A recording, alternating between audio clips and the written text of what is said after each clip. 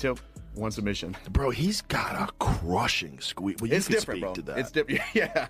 He strangled me. And the way he did it, I think he, Moicano filled in last minute to fight Islam and got caught with the same choke.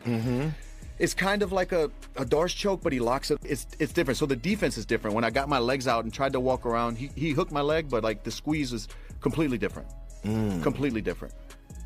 You know, you belly down and kind of get some space to breathe. You can't the way he does it. Craig Jones broke it down. It's like a Picture this. It's like a used for a normal Darce choke. I know. I was shocked the first time I saw him do it. I was like, maybe he just like couldn't cinch up the bicep. And then I saw him do it a second time. I was like, no, this guy's trying to do it that way. He grabs right here, right? Yeah. And Craig Jones pulls did to an his awesome chest on YouTube where he explains why it's effective and what's so good about it. The squeeze is completely different. It's not a normal choke. It's a total shutdown of the nervous system that leaves even elite world-class grapplers gasping for air they can't find. When Islam Makhachev locks his hands, the lights don't just dim, they vanish instantly. 1 second you're fighting for position, and the next you're waking up on the canvas wondering where the last minute of your life went. This isn't just standard training, it's a sanctioned execution of high-level technique that has left his teammates in shock. The monster has officially evolved, and the leaked reports coming out of this camp are terrifying the entire welterweight division. Comes to this fight, because like I said at the top of the video, I actually think Ian Garry has a really good chance in this fight, and it pains me to say that. As someone that, again, I need to stress this, I fucking hate Ian Garry. Have I mentioned that in this video? And I'm a fan of Islam Makhachev, okay? But I just need to be real. I feel like Islam Makhachev is playing with fire by not having turned right around. He got offered a fight at UFC 324 after blobbing JDM, taking 0 damage, and moving up to 170, so it's not even this massive weight cut for him now. He clearly bulked up and filled out into the division, but still, it's not the same as cutting to 155 and turning right around. And he turned it down for whatever reason, right? We don't know. He got offered the White House card, apparently turned that down due to injury. And now we're hearing all these rumors that he's going to be back at UFC 330. Again, I'm going to build that card later on in the video. But I feel like he's given these guys a lot of time to improve. He's given Leon Edwards, what's this kid's name? Carlos Prates, Ian Garry, even Michael Morales, even though I don't think he should be in the conversation. He's given all of these guys time to get fights and get better, and they're younger than him, they're hungrier than him. And the biggest thing for me that concerns me about Islam Makhachev in this division is I feel like I'm seeing a pattern right now in the weight class, and I'm gonna point it out to you. And actually, it makes me sad to accept this as a JDM fan, but there is just a certain build that is dominating this weight class right now. And it is the tall, lanky, well-rounded strikers. Okay? Listen to this fucking theory. Look at the top 5. Ian Garry, Carlos Prates, Michael Morales, and then JDM and Bilal Muhammad, who have lost to these guys, basically. You know what I'm saying? Think about what I'm telling you, right? Ian Garry, tall, lanky striker with solid grappling. He beat Bilal Muhammad the exact same way JDM did, except JDM did better. You know, whatever. But stuffed his takedowns, pieced him up. That's a good win. But he gets in there with Carlos Prates and he's able to match his frame and do well against him on the feet, outstrike him, mix in the grappling more effectively than JDM was able to.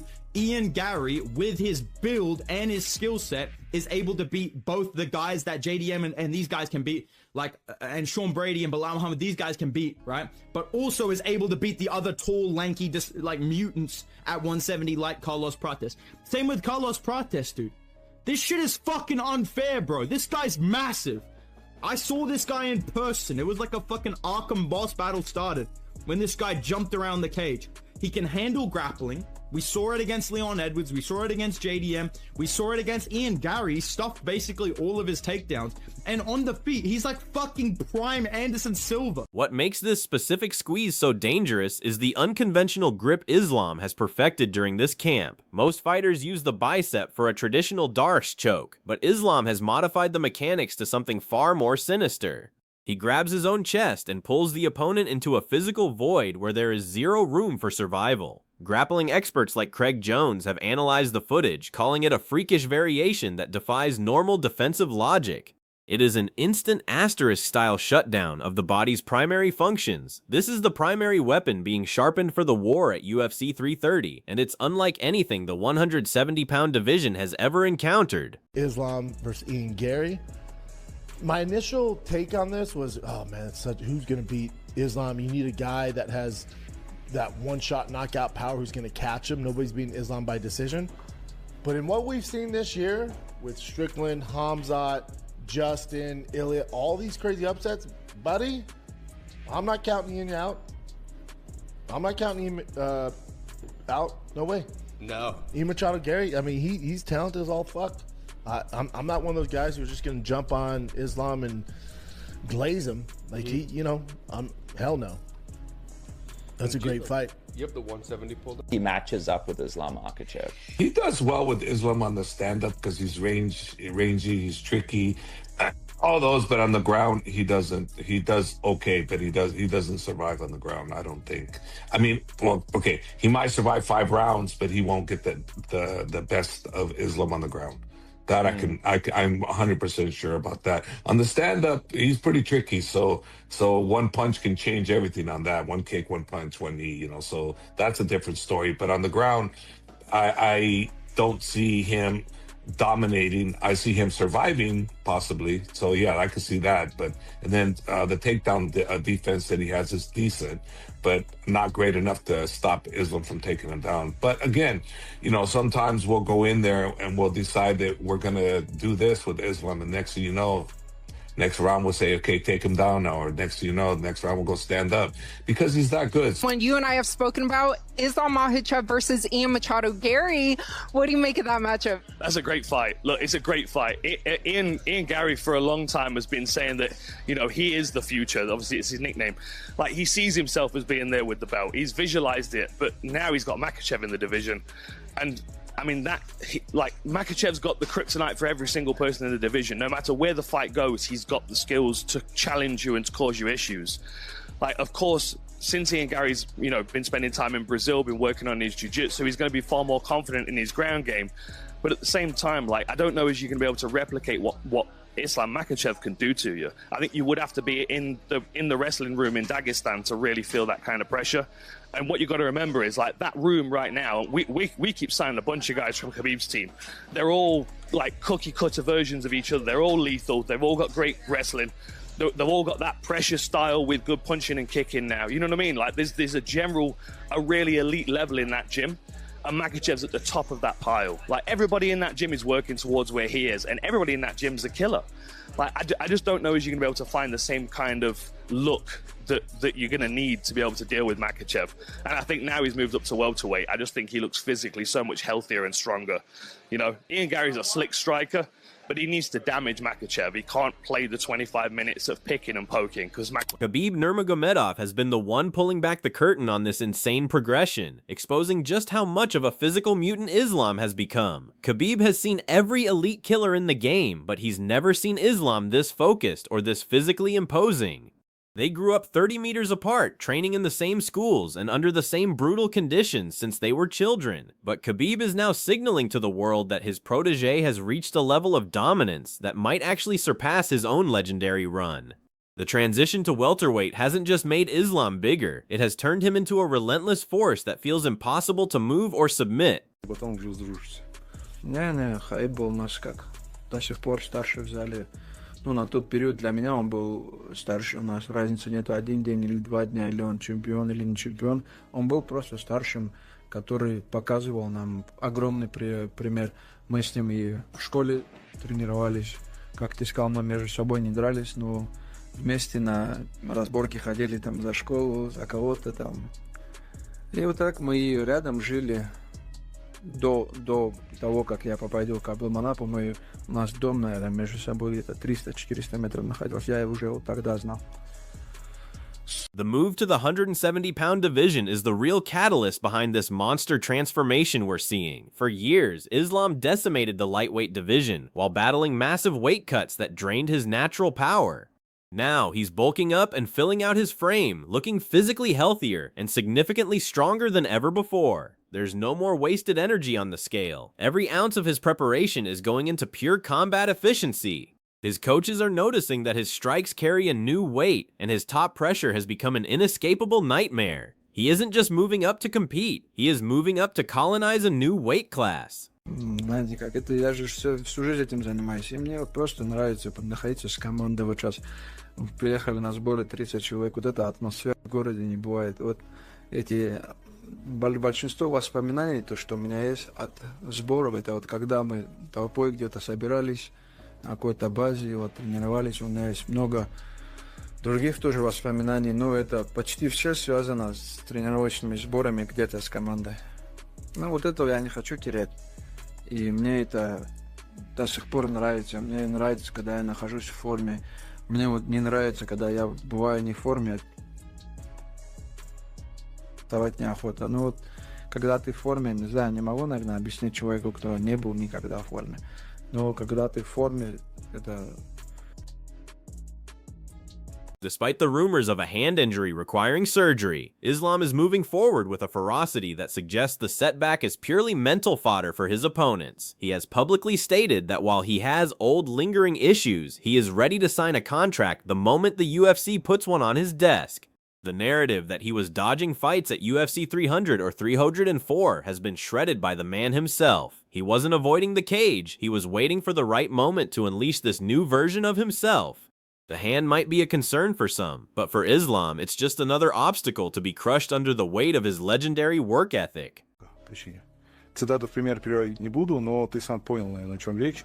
Вот почему ты решил ему ответить не в таком же стиле, а по-спортивному?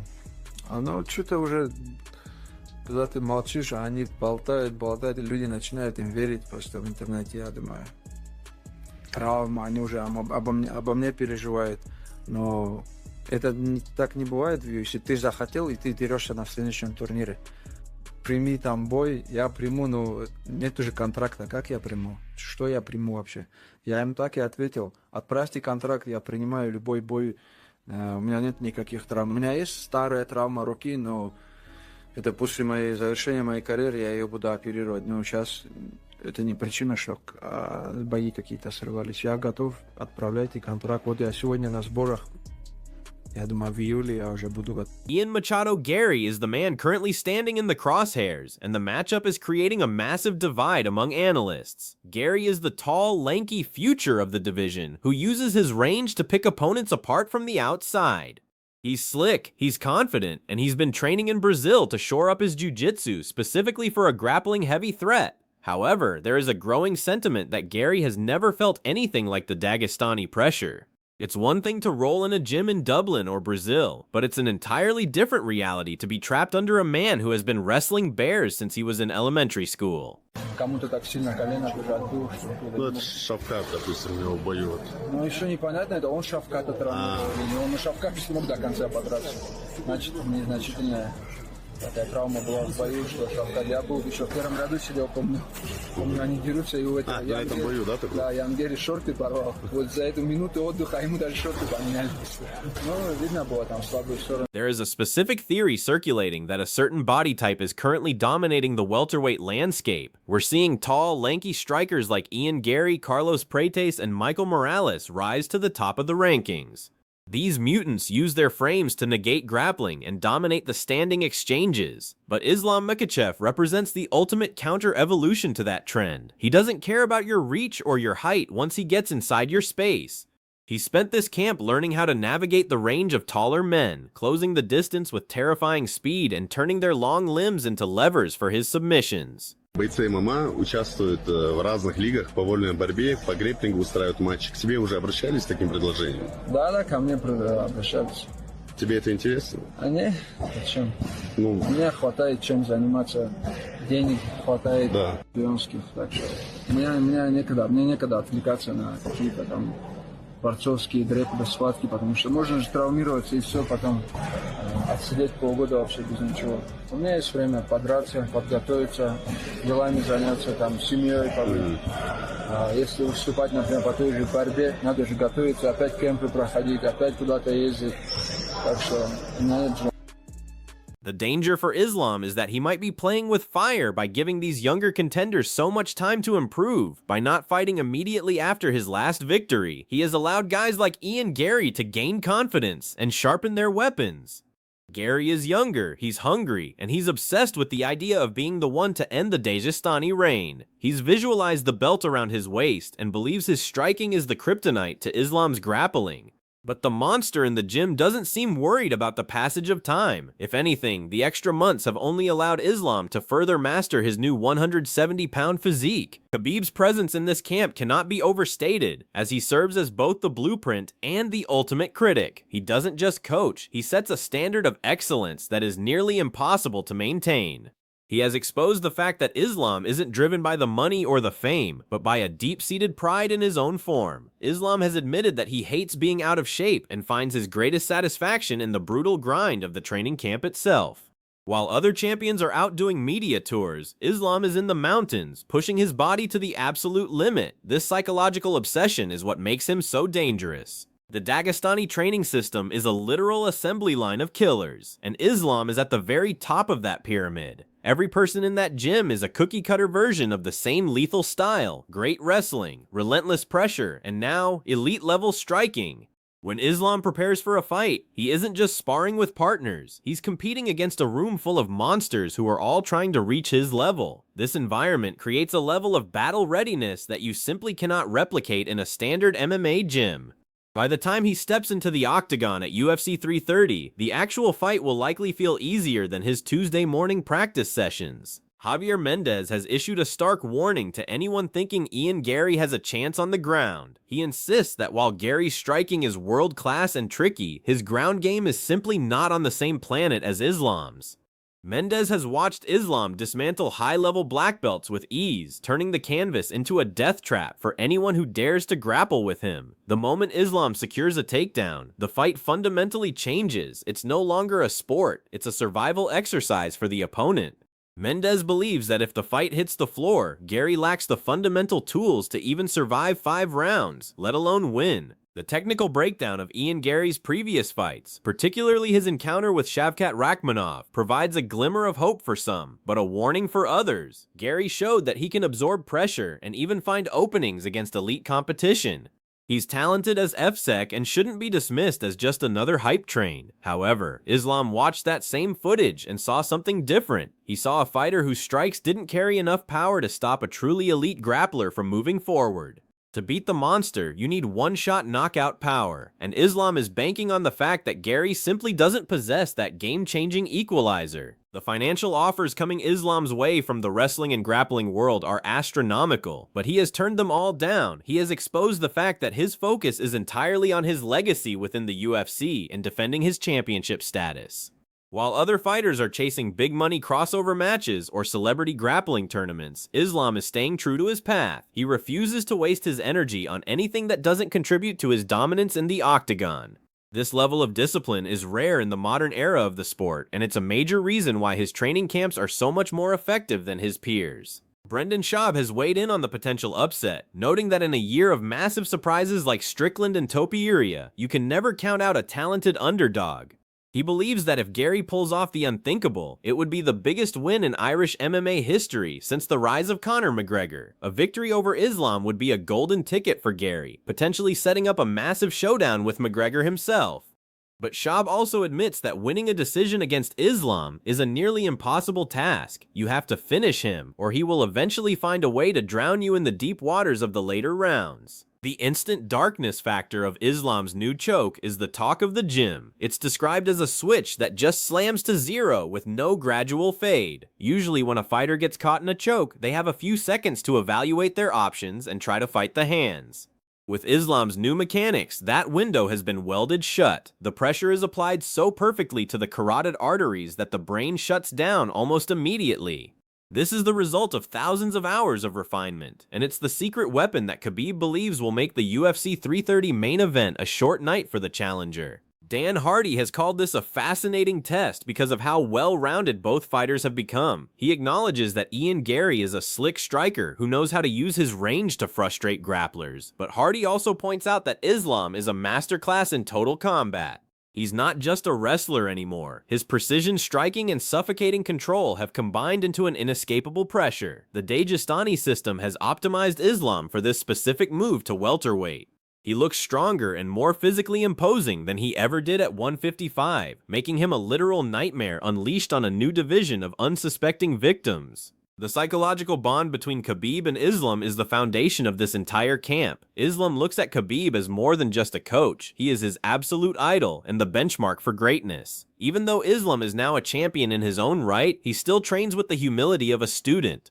Khabib has exposed the reality that their childhood grind was never about the belts or the fame. It was about the pride of being the best in the room. That mindset hasn't changed. Islam is still that same kid from Dagestan, just with more muscle and a more dangerous skill set. He is defending a legacy, not just a title. The rumors of Islam being injured have been strategically flipped into a narrative of invincibility. While he admits he needs hand surgery eventually, he's shown in training that he can still dominate with one functional weapon. He's been working on his kicking game and his lead hand accuracy to compensate for any lingering discomfort. This level of adaptability is what separates the great fighters from the legendary ones. He isn't waiting for a perfect situation to fight. He is making the situation perfect through sheer force of will. The monster doesn't need to be at 100% to be the most dangerous man in the cage. The welterweight division is currently a shark tank, but Islam's arrival has sent a shockwave through the rankings. Guys like Leon Edwards, Bilal Muhammad, and Shavkat Rakhmonov are all watching this camp closely. They see the strength gains, the technical evolution, and the backing of the most dominant team in MMA history. Islam isn't just another contender moving up. He is a P4P king seeking to expand his empire. The intensity of his UFC 330 camp suggests that he isn't planning on a long, drawn-out battle. He wants to make a statement that resonates across both weight classes and silences all his critics. Every session in this camp is about sharpening the weapons for a defining battle. Islam is obsessed with every single aspect of his game, from the micro adjustments in his clinch to the timing of his entries. He knows that Ian Gary will try to use his movement to stay away from the fence, so Islam has been working on cutting off the cage with predatory precision. He doesn't just want to catch Gary, he wants to trap him. Once the octagon door closes, there is nowhere to hide from a man who has been trained to hunt since birth. The lanky frame of the Irishman might actually become a liability once the monster closes the gap. When we look at the leaked footage and the testimony from those inside the room, it's clear that Islam is reaching his physical peak. The transition to 170 has removed the final leash on his potential. He is no longer fighting his own body to make weight. He is only fighting the person in front of him. This version of Islam Makhachev is the one Khabib always predicted would happen. He is the finished product of a decades-long experiment in combat excellence. The monster isn't just a nickname. It's a literal description of the force that is about to be unleashed on the world at UFC 330. The stakes for this upcoming fight couldn't be higher. If Islam dominates a top-tier welterweight like Ian Gary, he immediately enters the conversation for the greatest of all time. He would be doing something even Khabib never attempted, by taking over a higher weight class and crushing the new generation of strikers. The pressure of this legacy is what fuels the insane intensity of his training sessions. He isn't just representing himself, he's representing the entire Dagestani system and the memory of Abdulmanap Nurmagomedov. Every rep and every round is a tribute to that vision of absolute world dominance. Ultimately, the world is about to find out if Ian Gary's future can survive Islam Makhachev's now. The monster is out of the cage, and the training camp has proven that he is more dangerous than we ever imagined. Whether it's the instant darkness of his new choke or the crushing pressure of his 170-pound frame, Islam is prepared to end the debate once and for all. As UFC 330 approaches, the only question left is whether anyone can survive the initial onslaught. If the reports from Khabib are true, we aren't just watching a fight, we're watching the coronation of a new kind of terror in the octagon.